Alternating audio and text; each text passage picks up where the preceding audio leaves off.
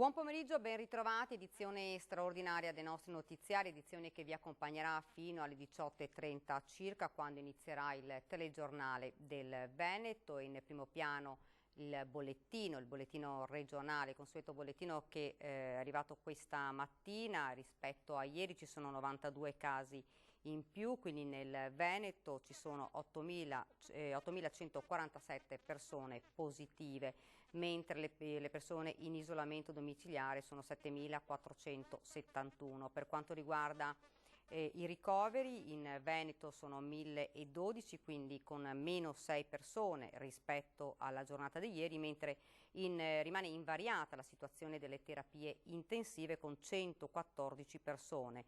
7 invece le persone decedute rispetto alla giornata di ieri. Ed oggi è stata anche questi giorni insomma sono giorni in cui si parla di questa fase 2, si parla della riapertura, ma ci sono alcune categorie come ristoratori, come esercenti o come parrucchieri e estetisti che però non potranno riaprire né il 4 né il 18 maggio, ma si parla, almeno il Premier diceva, il 1° giugno, quindi insomma un altro mese di chiusura attività. E ne vorrei parlare insieme al sindaco di Carmignano di Brenta, che vedo già in collegamento con noi. Tanto buon pomeriggio, sindaco. Buon pomeriggio a voi, grazie. Dunque, sindaco, si parla di alcune categorie insomma, che hanno oltretutto dato vita ad alcune iniziative proprio in questi giorni, che sono categorie che non riapriranno probabilmente nel mese di maggio, ma il 1° giugno. Lei come sindaco ha avviato un'iniziativa particolare, un protocollo, leggo qui, delle attività di cura della persona, e il suo comune si candida come, insomma, propone come comune test per riaprire queste categorie. Sì, diceva bene, cioè sostanzialmente credo che alcune categorie, mi riferisco in modo particolare a quelle categorie che si occupano di cura della persona, centri estetici, i saloni di estetica, i parrucchieri, che sostanzialmente hanno nel loro DNA di imprenditori, di impresa, tutto già un sistema di attenzione a quello che è la sanificazione, l'attenzione all'igiene, a protocolli ben precisi sul come operare, sulla sterilizzazione dei materiali che utilizzano, sul modo con cui le clienti devono accedere ai saloni di bellezza, eccetera. Direi quasi paragonabili al sistema sanitario, cioè agli ambulatori dove tutti noi andiamo a fare le visite e quanto altro. Quindi non capisco quale sia la ratio di dover chiudere categorie come queste, che poi sono fette importanti di mercato, sono artigiani veri e propri che hanno magari in libro paga 4, 5, 6 persone che non hanno a loro volta ancora ricevuto la cassa integrazione e veramente stiamo distruggendo un tessuto produttivo che magari è creato anche da giovani imprenditrici, da giovani imprenditori che ovviamente vengono di fatto massacrati inutilmente, non perché ci sia una precisa volontà particolare dettata da situazioni, ma io credo che la situazione sia proprio non comprendere realmente quello che sta accadendo. Non si può equiparare una categoria come l'estetica e i parrucchieri a altre categorie che possono creare situazioni di assemblamento o altre situazioni ancora. Al di là che ormai il processo, diciamo, di riapertura è completamente sfuggito di mano al governo e ora sono entrati in questo vortice di confusione che è dettata anche dagli oltre 231 provvedimenti che lungo tutto questo percorso di emergenza hanno emanato, quindi una totale confusione attualmente ingestibile. Ecco, sindaco, comune test, lei proponeva questo, cioè far riaprire estetiste, parrucchieri, comunque questa categoria della cura per la persona e vedere che cosa accade. Sì, assolutamente, perché già loro, come dicevo poc'anzi, hanno tutta una serie di parametri ben delineati. Cosa accadrà se aprono queste? Io non credo assolutamente che aumentino i contagi, questo è fuori discussione.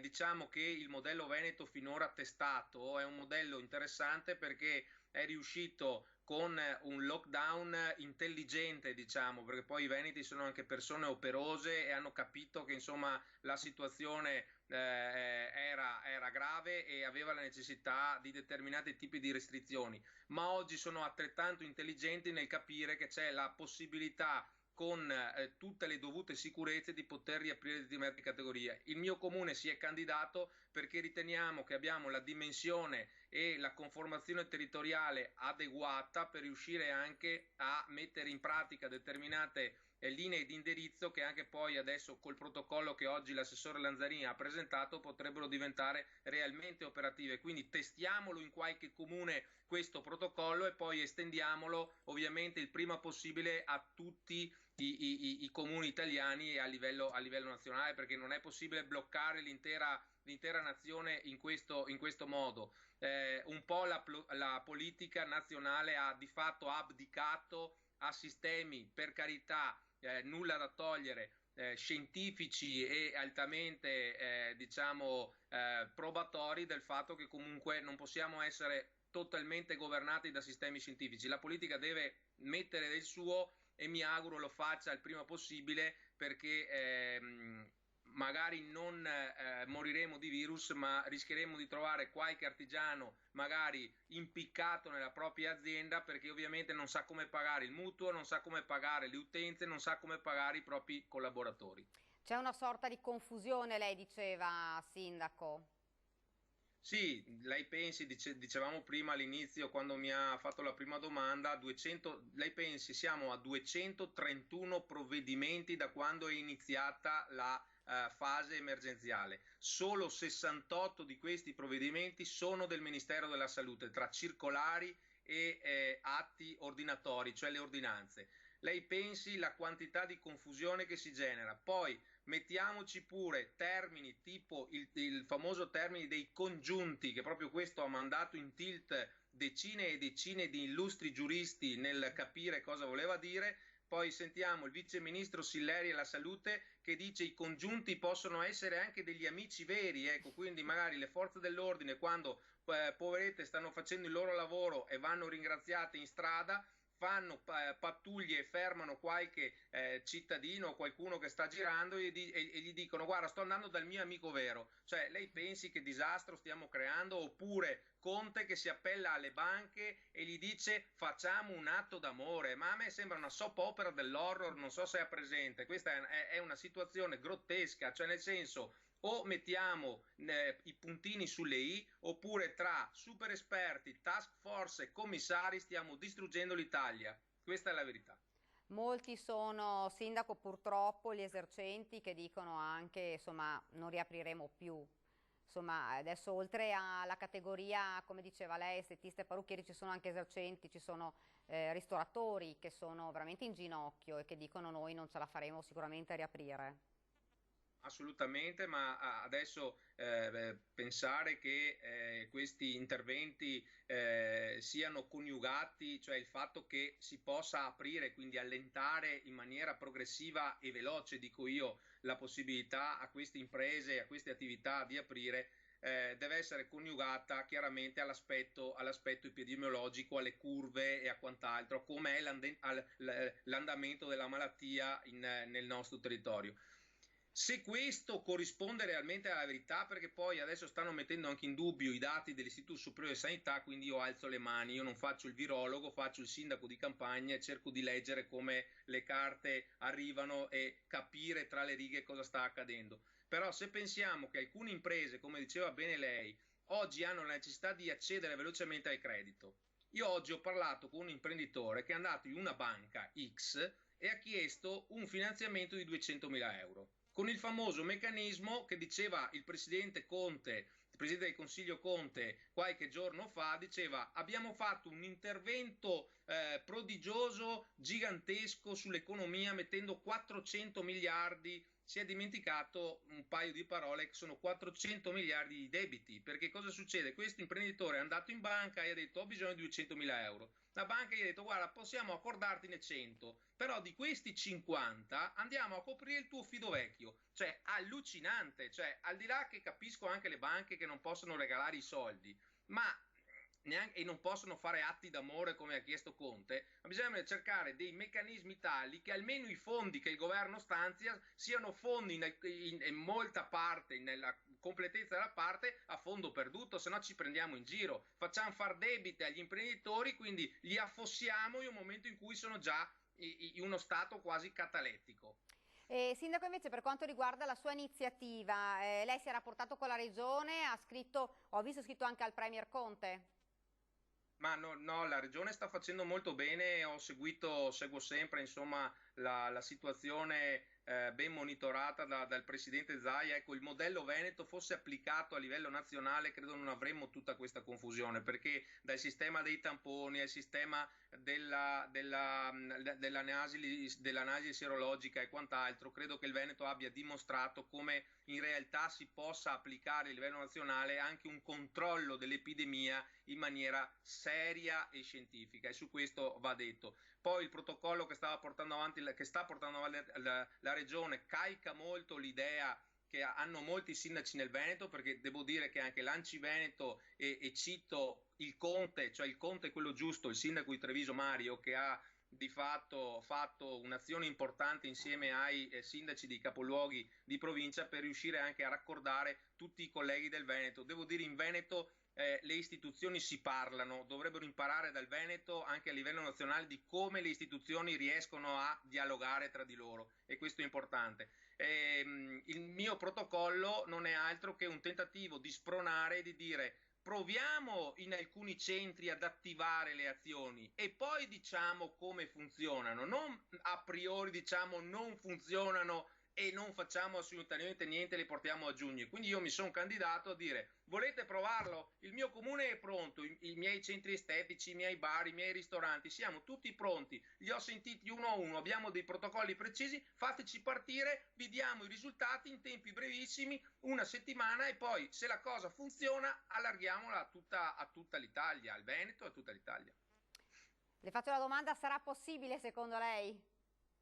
Ma guardi, il tema del possibile dopo 231 provvedimenti potrebbe anche essere, voglio dire, perché ne abbiamo visti di tutti i colori, però io mi auguro insomma che prevalga e inizi Certo.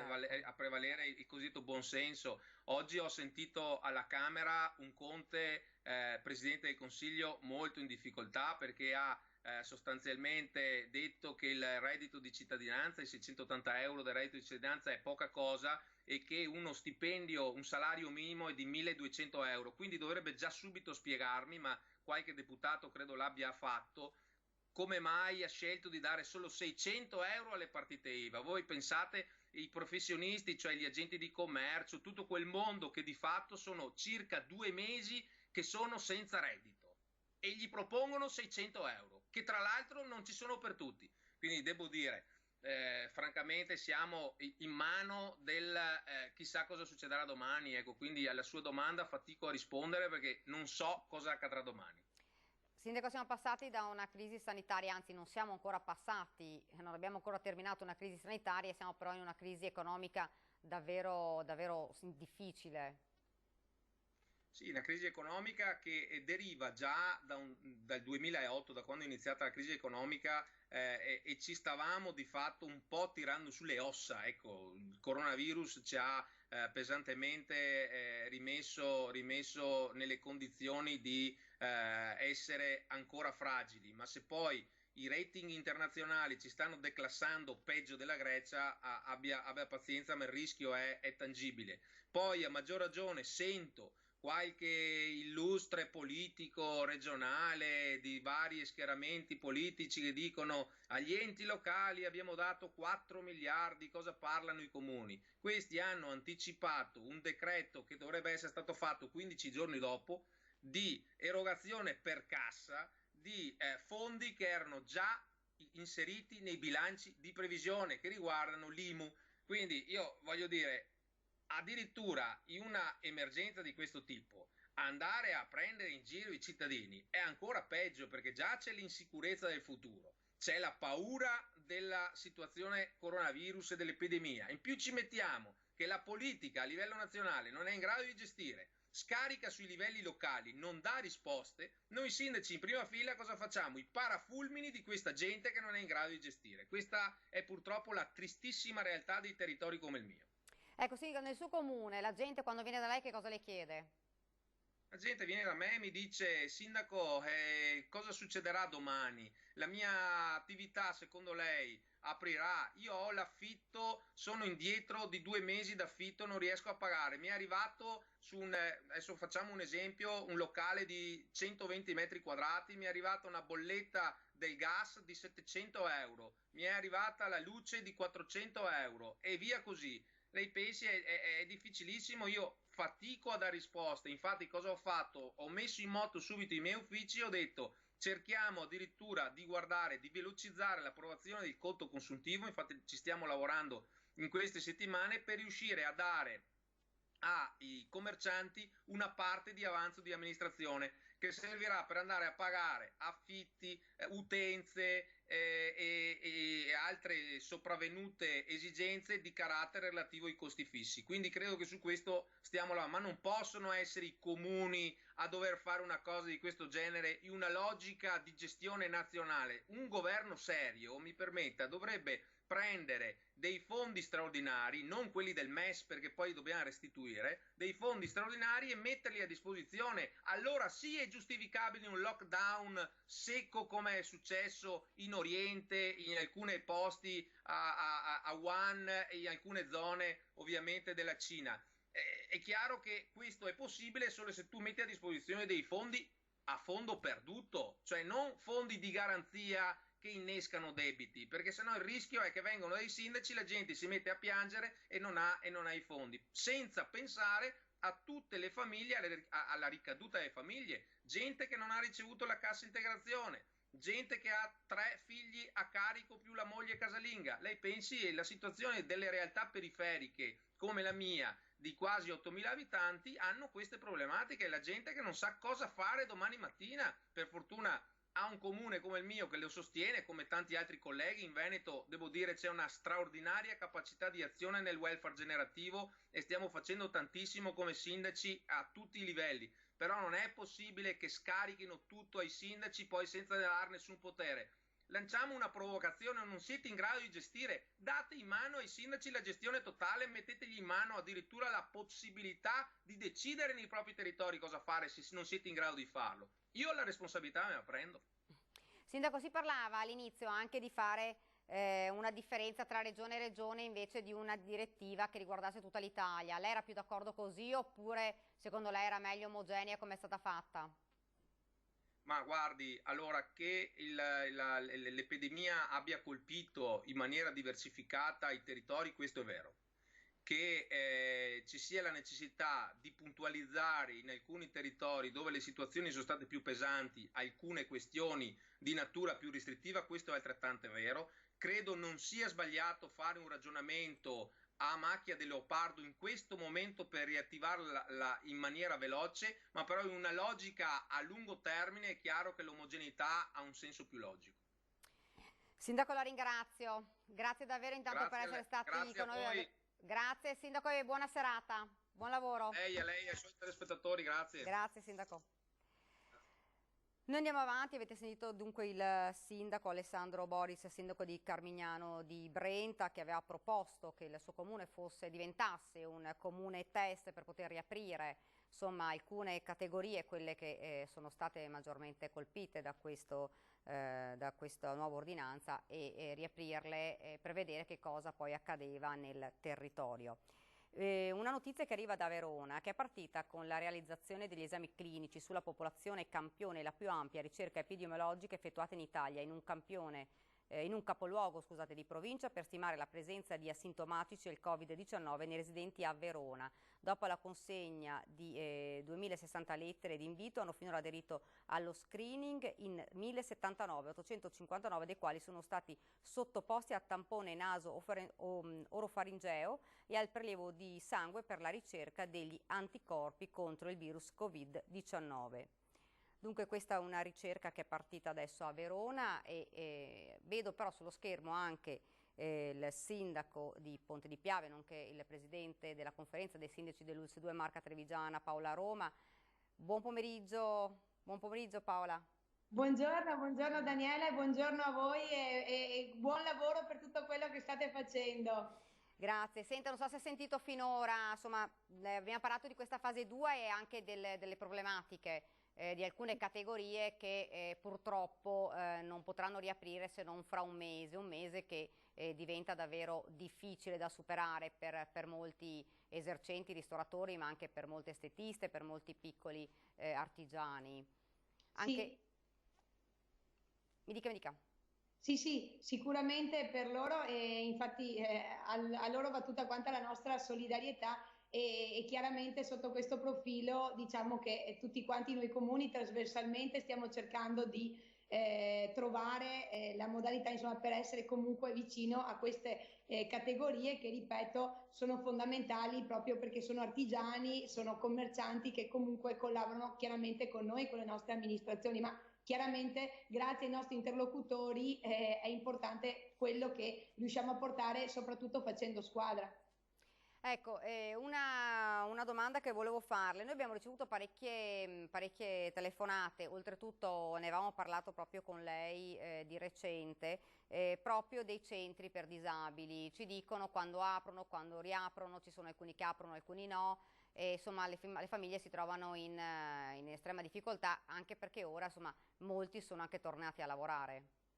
Sì, guardi, in merito a questo, insomma, il direttore generale e anche il direttore dei servizi sociali l'hanno chiarito proprio oggi che dopo l'autorizzazione dei progetti e l'interlocuzione chiaramente con gli enti gestori attraverso il quale passa l'interlocuzione dell'azienda sanitaria, si interverrà chiaramente con la presa in carico anche a domicilio che parte sia dalle chiamate alle videochiamate agli accessi anche a domicilio chiaramente non dimenticando il distanziamento sociale e le progettazioni che verranno fatte chiaramente che sono state individuate con gli enti gestori anche presso i centri servizi abbisognano chiaramente di una situazione di tamponi primariamente agli operatori che poi andranno a prendersi cura di queste persone e chiaramente il tutto deve essere fatto in una situazione di estrema sicurezza. Ecco perché dopo l'autorizzazione chiaramente è stata necessaria un'interlocuzione importante con gli enti gestori di cui l'azienda si è fatta carico. Non dimentichiamo però che in questo periodo di distanziamento sociale comunque sia i vari responsabili della salute mentale, disabilità adulta, delle dipendenze, dello IAF comunque hanno continuato con le chiamate a casa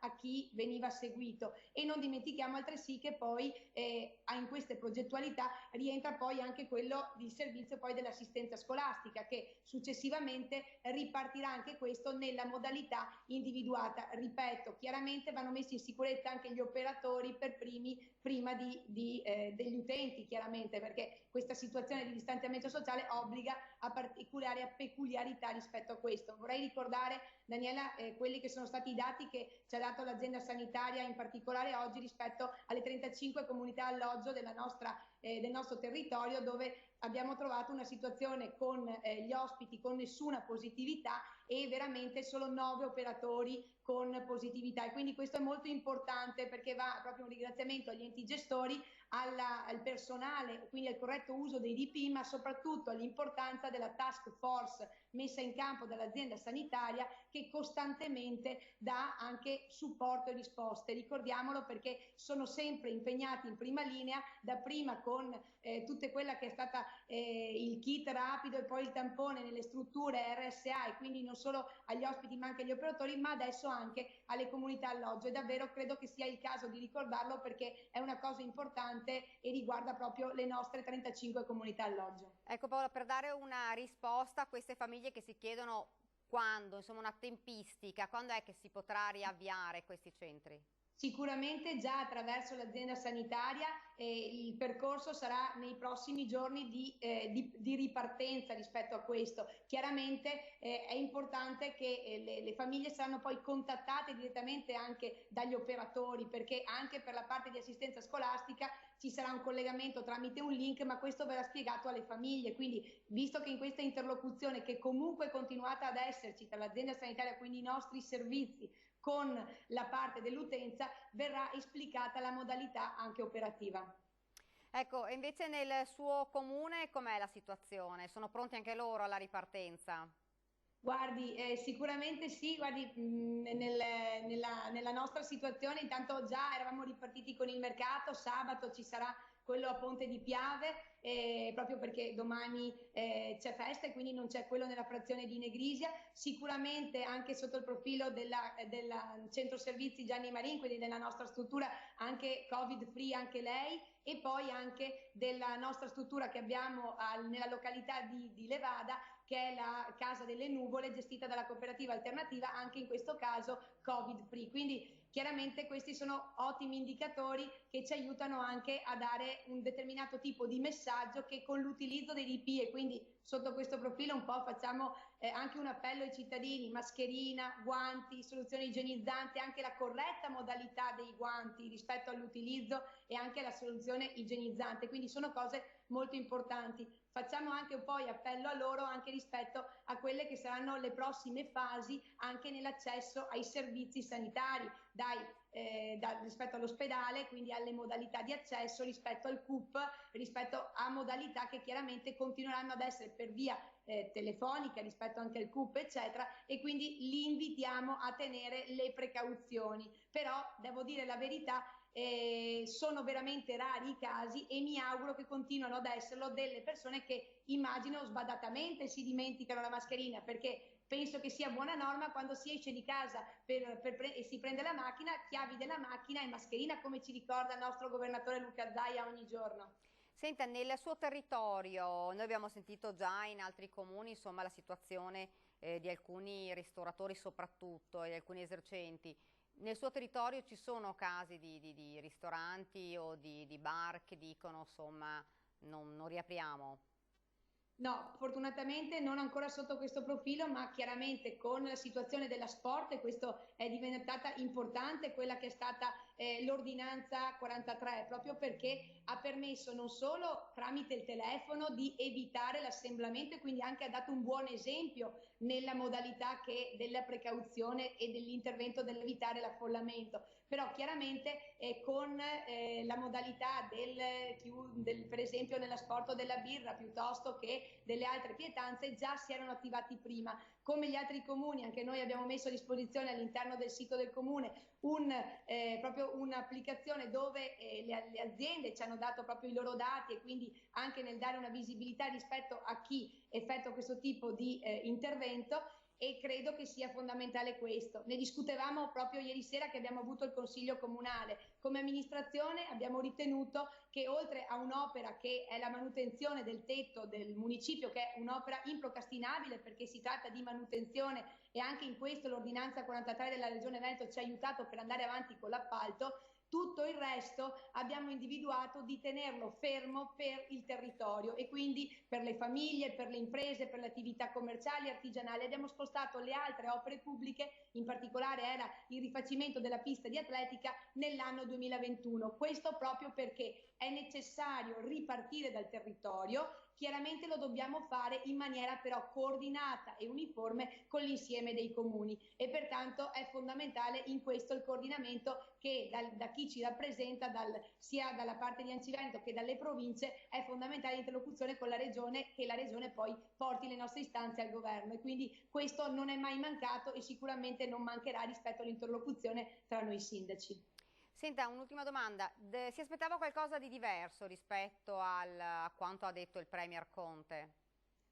Sicuramente, Daniele, mi sarei aspettata un po' più di coraggio, mi sarei aspettata un po' più di andiamo avanti, facciamo vedere che in qualche maniera con calma iniziamo a ripartire, ma sicuramente sotto questo profilo è mancato perché non possiamo dimenticare tutte quelle famiglie, questi ragazzi che sono a casa da mesi e sui quali chiaramente dobbiamo dare delle risposte, cioè dobbiamo pensare a delle attività alternative per loro e a delle modalità di ripartenza anche per loro. Chiaramente i genitori lavoreranno durante l'estate e non è possibile lasciare le famiglie così da sole, ma al di là di quello proprio le attività. Le attività è il motore che ci aiuta ad andare avanti. Ci sono chiaramente situazioni che, ripeto, lo abbiamo visto anche con i buoni spesa. Io parlo nel mio piccolo di 8.500 abitanti, abbiamo avuto circa 200 richieste, abbiamo consegnato buoni spesa,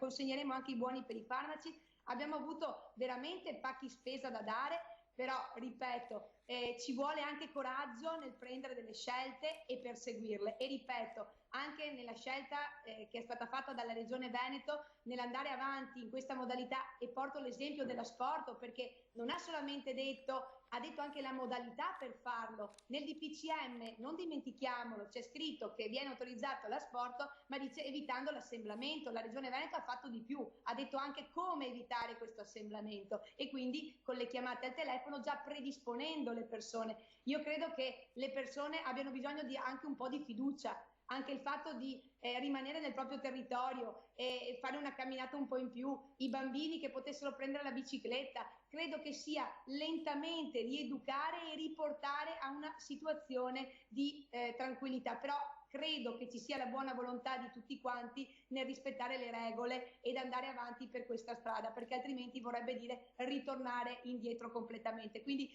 probabilmente credo che ci sarebbe voluto più coraggio. Grazie davvero Paola, grazie per aver accettato il nostro invito. Poi ci sentiremo sicuramente nelle prossime ore, nei prossimi giorni. Grazie a te Daniela, grazie a tutti i tuoi colleghi per il lavoro che fate, grazie. Grazie Paola. Bene, ci fermiamo un attimo, vedo che c'è la pubblicità, poi torneremo in studio per altre notizie.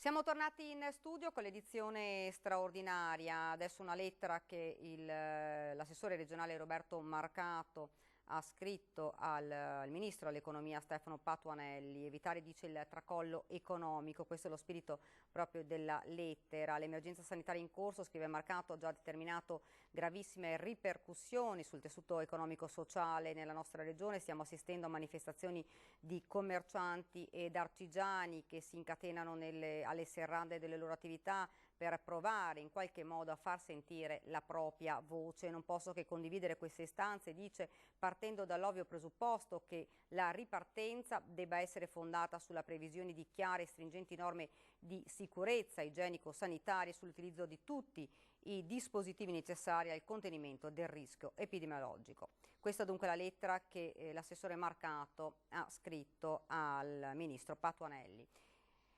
E poi della fase 2 abbiamo parlato anche in collegamento Skype nella prima edizione straordinaria con il sottosegretario all'interno Achille Variati. Sentite le sue parole.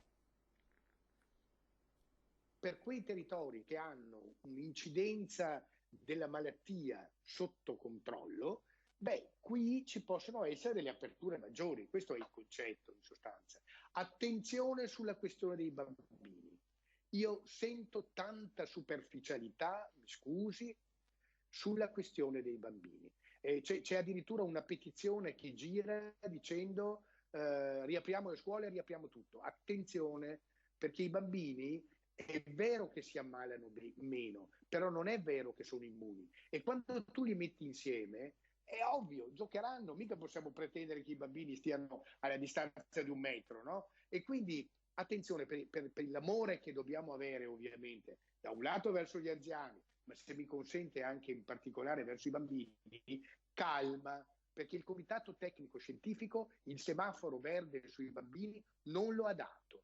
E io non mi sento, per la responsabilità che ho, di dire alle mamme e ai papà non c'è problema per i vostri figli, mandateli all'asilo nido, mandateli nei luoghi in cui vi ritengono perché voi siete al lavoro. So che è un problema serio, serissimo, però dobbiamo cercare di trovare delle soluzioni che siano compatibili con la salute dei bimbi e sul fatto che i bimbi non diventino dei soggetti attivi inconsapevolmente e che portano ai loro genitori, ai loro nonni la malattia. Per l'amor del cielo, l'Italia non è un territorio unico. Potrebbero esserci delle novità anche prima di maggio. Sappiano i ristoratori, sappiano i parrucchieri che non è che il governo non li sta considerando, sono una grande preoccupazione forte, però dico in particolare ai ristoratori, attenzione, perché se nel paese poi dovesse esserci una ripresa della pandemia, ma chi vuoi che vada al ristorante anche se il ristorante è aperto? Perché si sa, al ristorante le persone mica potranno mangiare con la mascherina, no? Dovranno conversare, berranno sui bicchieri, insomma è evidente, se ha paura i ristoranti aperti resteranno vuoti, quindi noi dobbiamo fare in modo che i ristoranti aprano con un sentimento generale, senza imbrogliare i cittadini, un sentimento generale positivo. E allora via via quei tavolini, ma a iniziare magari dai tavolini fuori nei plateatici, potranno tornare ad essere occupati. Io sono convinto che le grandi chiusure, così come le abbiamo fatte a partire da marzo-aprile, sono irripetibili, perché un altro colpo di quel tipo veramente andiamo in ginocchio, non ce la facciamo poi ad alzarci. Forse con questi 2 mesi quasi, forse riusciremo a recuperarli, ma se dovessimo avere una nuova caduta sarebbe un guaio enorme. Proprio quello è quello di cui non abbiamo assolutamente bisogno. Meglio qualche giorno in più di sofferenza, ma per la carità non ricadere nella buca, perché altrimenti faremmo fatica ad alzarci. Dunque queste le parole del sottosegretario all'interno Achille Variati su questa fase 2 ed anche sulla possibilità di riaprire poi gli asili nido dei bambini. Io vedo già in collegamento il sindaco di Farra di Soliga, Mattia Perencin. Buon pomeriggio sindaco. Buon pomeriggio a lei e a tutti voi. Sindaco, lei ho visto aveva scritto una lettera, insomma si parla appunto di queste categorie che sono quelle che non potranno riaprire, parliamo di parrucchieri, di estetisti ma anche di ristoratori e di esercenti, non potranno riaprire assolutamente, almeno per ora, per tutto il mese di maggio, quindi un altro mese intero. Esercenti che oltretutto, anzi categorie insomma, che rischiano di non riaprire. Sì, io ho scritto oggi questa lettera alle attività commerciali, ai piccoli artigiani del mio paese, perché comunque c'è un grande grido d'allarme da parte di queste attività che chiedono appunto un segnale, un po' di fiducia, la possibilità di poter lavorare e soprattutto di avere delle risposte certe e qualcosa di concreto sostanzialmente, perché in un primo momento la chiusura l'abbiamo vista sicuramente come una cosa difficile, però doverosa da fare. Adesso i cittadini si sono responsabilizzati, i cittadini si muovono e sono molto attenti, sempre con la mascherina e con tutti i dispositivi.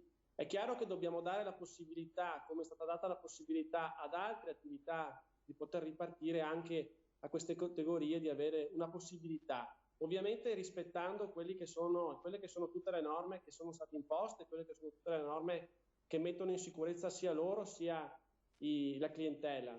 Dobbiamo dare un segnale e questo è quello che io ho voluto scrivere raccogliendo questo appello da parte appunto delle attività del mio paese, ma poi non sono solo le attività del mio paese, perché sono le attività di tutti i nostri comuni. Noi sindaci siamo in prima fila con i nostri assessori, i nostri consiglieri fin dall'inizio dell'emergenza ed è davvero difficile riuscire a gestire ma a dare delle risposte anche concrete sotto questo punto di vista, perché anche i comuni sono molto limitati sotto il punto di vista economico, quindi bisognerebbe che questo governo dasse non solo dei decreti così molto generici anche, ma facesse anche qualcosa di più concreto. Sindaco, ad esempio il primo cittadino di Carmignano di Brenta si proponeva come comune test per riaprire ristoranti, bar e anche estetiste e parrucchieri una settimana, vedere che cosa accadeva per poi dare i dati ed eventualmente, se tutto fosse andato bene, insomma, poter ripartire.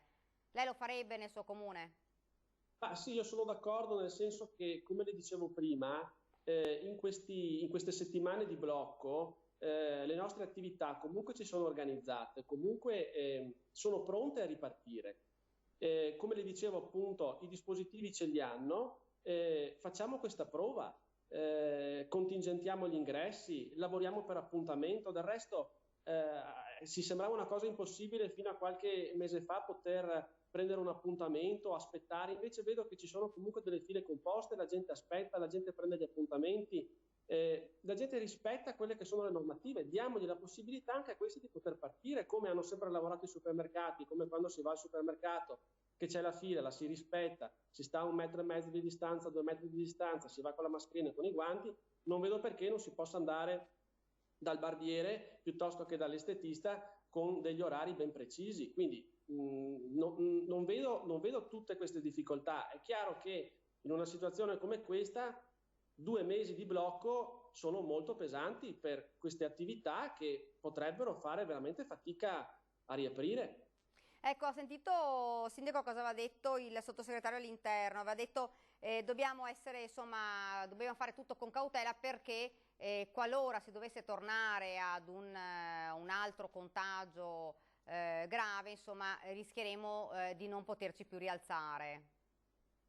Sì, è chiaro che sono pienamente d'accordo, il rischio c'è, però è anche vero, e lo ripeto, se ognuno rispetta quelle che sono le norme, ognuno rispetta quella che è il buon senso e quindi la mascherina, quelli che sono i dispositivi sostanzialmente che ormai tutti noi abbiamo, penso che insomma si possa anche limitare un eventuale contagio di questo tipo. Tenga comunque presente che io vedo in queste settimane di blocco nel mio paese la gente le rispetta tranquillamente queste regole e abbiamo isolato molto il caso. Tenga presente che abbiamo 2 case di riposo e nessuna delle 2 fortunatamente ha ospiti e operatori positivi. Ieri mi è giunta la notizia da parte di una casa tra le case che è una comunità alloggio che ospita dei disabili, sono tutti quanti negativi al tampone, quindi c'è un'accortezza da parte delle persone nel salvaguardare se stessi ma anche le altre, per cui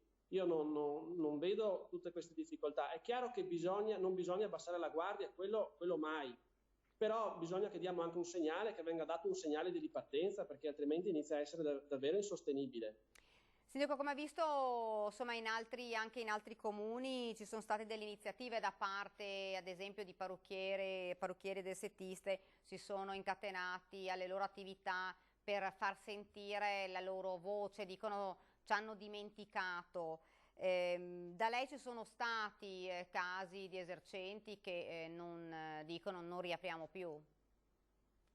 Guardi, fortunatamente no.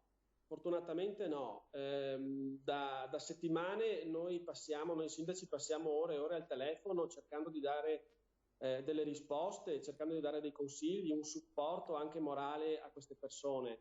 Per ora no, però il rischio c'è, non lo possiamo sicuramente nascondere e dire che non ci sia. Se il blocco va avanti ancora, la difficoltà da parte di qualcuno c'è sicuramente. Qualcuno si sta un po', tra virgolette, salvando con il porta a porta e quindi quello ha sicuramente aiutato e agevolato più di qualcuno. Però questo non basta, perché ci sono delle attività che il porta a porta ovviamente non lo possono fare. Cosa significa un altro mese di chiusura? No, un altro mese di chiusura penso sia veramente impensabile, cioè dobbiamo veramente cercare cioè devono assolutamente cercare di dare delle risposte a questa gente, perché un altro mese di chiusura sarebbe davvero insostenibile per l'economia intera e quindi di conseguenza tutta la catena rischierebbe veramente di crollare. Tengo inoltre a precisare che i comuni non possono sostituirsi a quello che può fare lo Stato, perché quelle sono le risorse dei comuni. I comuni non possono intervenire pesantemente perché ovviamente anche noi abbiamo tutta una serie di spese, tutta una serie di attività da dover mandare avanti, quindi veramente sarebbe una catastrofe, per cui assolutamente no. Io auspico che in uno dei prossimi provvedimenti ci sia un'apertura anche comunque graduale, pensandola, però dare la possibilità a questa gente di poter ripartire. Ovviamente, come dicevo prima, con tutte le accortezze del caso. Ecco, è stata una doccia fredda il discorso del Premier quando ha annunciato, insomma, la chiusura continuata fino al 1° giugno per queste categorie. Assolutamente sì, lo è stato anche per noi, perché qui ormai ci hanno abituato a conferenze stampa fatte solitamente il fine settimana e la sera, mettendoci anche noi sindaci in grossa difficoltà nel gestire, perché non siamo, il mio comune è un comune di circa 9.000 abitanti, quindi non siamo spesso strutturati per poter dare anche delle risposte subito, cerchiamo anche noi di fare del nostro meglio. È stata sicuramente una doccia fredda perché c'era molta aspettativa per questo decreto, c'era molta aspettativa perlomeno che ci fossero degli step di ripartenza, cosa che non c'è assolutamente stata.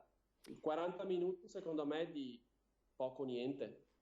Ecco, Sindaco, quando vengono da lei adesso cittadini e non solo, ma anche i commercianti e gli esercenti, che cosa le dicono? Di poter lavorare, di poter lavorare. Questa è la cosa che più mi sento dire, questa è la cosa che caratterizza poi anche noi veneti alla fine.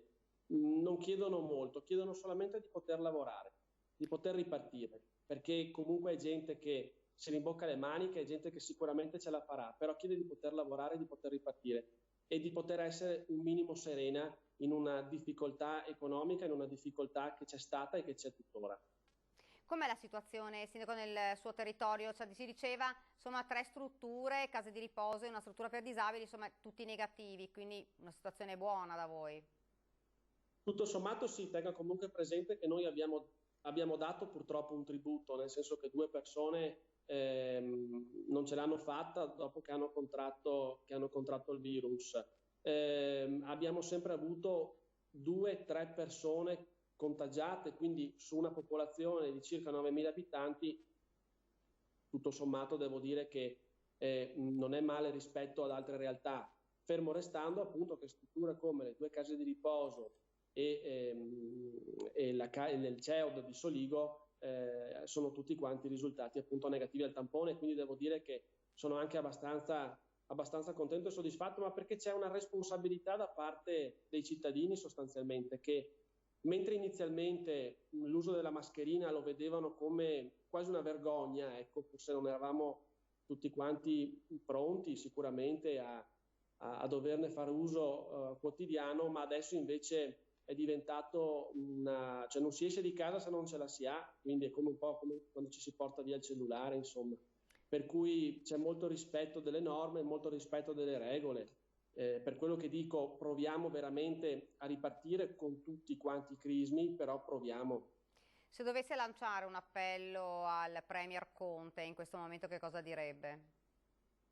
Ma io gli direi quello che le ho appena detto sostanzialmente, che dia la possibilità a queste persone, se hanno veramente la possibilità di farlo, ovviamente sono strutturate per poterlo fare, di ripartire, di dare la possibilità di attivarsi, di poter lavorare. Del resto sono loro che ce lo chiedono, e se ce lo chiedono è perché si sono dotati di tutti i dispositivi e hanno fatto tutta quella serie di modifiche anche all'interno dei negozi per la quale sono assolutamente sicuri di poterlo fare, che ci dia piuttosto anche a noi mandato ai sindaci di poter andare anche a controllare, a dare un consiglio, a fare dei controlli se è tutto a posto. Li stiamo già facendo, tenga presente che noi dall'inizio dell'emergenza con la polizia locale abbiamo fatto oltre 600 controlli alla popolazione, quindi alla gente che circolava per Farra nel periodo di blocco. Quindi c'è un controllo da parte del territorio. Se queste persone e queste attività hanno la possibilità di poterlo fare, quindi lo chiedono, che le lasci provare.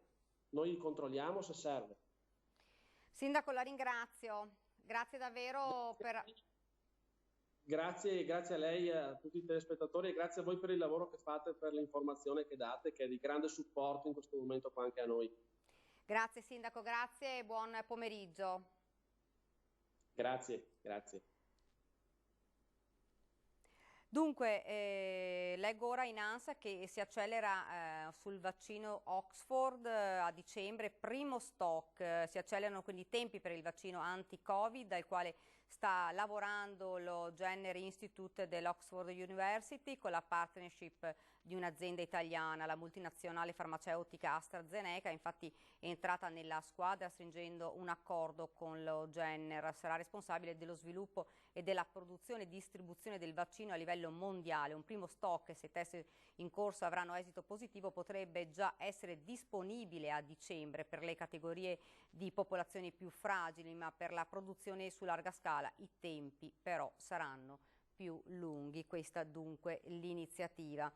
Io non so se è pronto il servizio, volevo farvi vedere il servizio di Venezia, il servizio Ascom, che il presidente dell'Ascom di Venezia, Roberto Magliocco, traccia un primo quadro sul commercio, come avete sentito, insomma, situazioni veramente difficili del commercio al dettaglio nel centro storico in vista di questa fase 2, ma molti negozi, come purtroppo abbiamo ripetuto anche durante le nostre edizioni straordinarie, rimangono chiusi. Non so se il servizio è pronto. Abbiamo già casi di aziende che hanno già disdetto il contratto di affitto perché ritengono di non essere più in grado di ripartire nel momento giusto. Il presidente dell'Ascom di Venezia è preoccupato per la sopravvivenza dei piccoli negozi di vendita al dettaglio in centro storico. Il problema che abbiamo grosso è quello della liquidità. Al di là dei grandi proclami del governo, poco si è fatto per le microaziende e pertanto adesso noi siamo su una fase di assistenza alle aziende per quanto riguarda il microcredito attraverso le nostre cooperative FIDI. L'Ascom Lagunare è pronta a mettere sul tavolo del comune alcune proposte concrete per uscire dalla crisi. E adesso chiederemo all'amministrazione di poter sospendere il pagamento del plateatico da una parte e chiedere la possibilità, visto le prescrizioni per poter ospitare nei plateatici la clientela, la possibilità di avere un aumento di un 30% laddove è possibile dei spazi da occupare. Il momento è difficile, ma non manca in Roberto Magliocco una buona dose di ottimismo. C'è molta aspettativa per un turismo sia regionale che nazionale. Per quanto riguarda le aspettative per un turismo estero, penso che per quest'anno dovremmo un po' sperare in un miracolo. Prima di chiudere, la notizia di una riunione del Premier Conte con i capi delegazione dei partiti di maggioranza è prevista questa sera alle 19:30, la riunione con Alfonso Bonafede, Dario Franceschini, Roberto Speranza e Teresa Bellanova. Prenderà parte anche il sottosegretario alla Presidenza del Consiglio Riccardo Fraccaro. Questa dunque la notizia di questa riunione alle 19:30. Termina qui quindi la nostra edizione straordinaria. Fra pochi minuti il telegiornale del Veneto. Grazie davvero per averci seguito e arrivederci.